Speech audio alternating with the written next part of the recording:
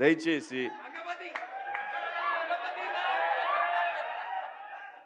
ఇంకో విషయం చెబుతున్నా, అమ్మాయిలు హీరోయిన్లు ఏ బట్టలు పెడితే వేసుకొని పోతే మనమే దరిద్రం అనుభవించాల్సి వస్తమ్మా.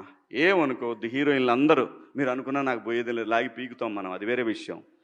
కానీ కానీ మీ అందం చీరలోనో, మీ అందం నిండుగా కప్పుకునే బట్టల్లోనే ఉంటుంది తప్పితే సామాను కనపడే దాంట్లో ఏముండదమ్మా.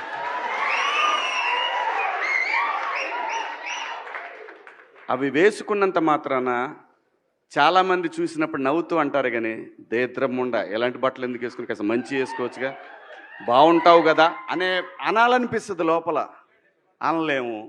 అంటే మళ్ళీ స్త్రీ స్వాతంత్రం లేదా స్వేచ్ఛ లేదు. స్త్రీ అంటే ప్రకృతి, ఎంత అందంగా ఉంటే అంత గౌరవం పెరిగిద్ది. ఈ ప్రకృతి అద్భుతంగా ఉంటుంది. అలాగే స్త్రీ మా అమ్మ చక్కగా ఎప్పటికీ గుండెల్లో కనపడతా ఉంటుంది, ఒక సావిత్రమ్మ కానీ ఒక సౌందర్య కానీ. అలాగే ఈ జనరేషన్లో ఇంకా చాలామంది, రష్మిక, చాలామంది అమ్మాయిలు ఉన్నారు. వీళ్ళందరూ ఇంపాక్ట్ క్రియేట్ చేశారు కాబట్టి అమ్మటే చెప్పగలుగుతున్నాం. గ్లామర్ అనేది ఒక దశ వరకే ఉండాలా, ఇంతవరకు ఉంటే పర్లా, అది ఇక్కడికి రాకూడదు.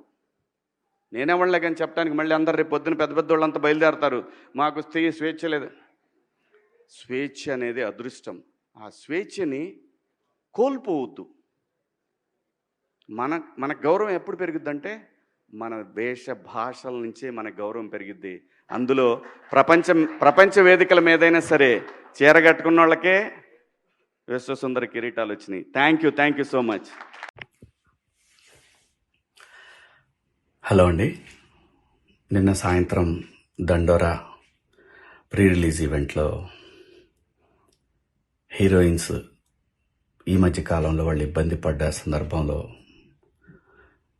4 మంచి మాటలు చెప్పాలని చెప్తూనే 2 అన్పార్లమెంటరీ వర్డ్స్ నేను యూజ్ చేయడం జరిగింది.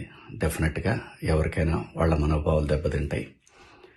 నేను మాట్లాడింది అమ్మాయిలందరినీ ఉద్దేశించి కాదు.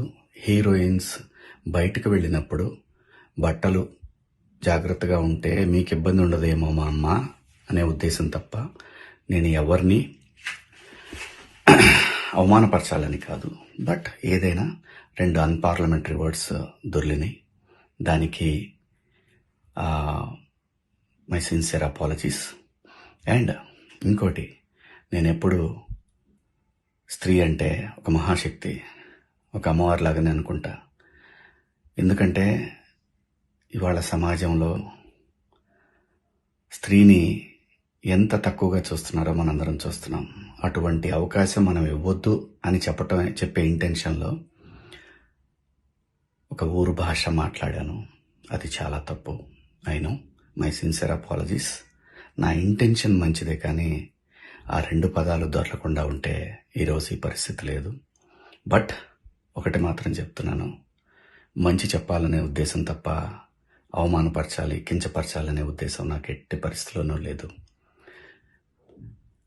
ఇండస్ట్రీలో ఆడవాళ్ల మనోభావాలు దెబ్బతిన్నందుకు, అలాగే మహిళలు ఎవరైనా దీన్ని తప్పుగా అనుకుని ఉంటే మీ అందరికీ నా సిన్సియర్ అపాలజీస్ అమ్మా. Thank you.